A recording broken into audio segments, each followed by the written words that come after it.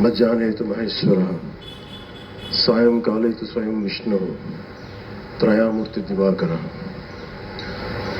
ముందుగా సూర్య భగవానునికి నమస్సమాంజలు తెలియజేస్తూ, యోగ విద్యను అందించిన ఆదియోగి పరమశివునికి, ఆ మహాయోగ విద్యని మనకి పతంజలి మహర్షి యోగశాస్త్ర రూపంలో అందించారు. వారిరువురి పాదపద్మములకు నమస్కారం.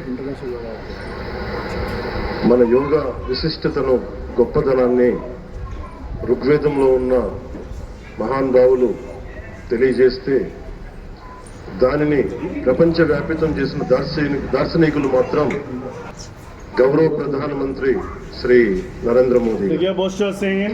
భారతీయ సనాతన ధర్మం తాలూకు విశిష్టతను యోగా ద్వారా విశ్వవ్యాపితం చేసిన ఘనత ఆయన సొంతం.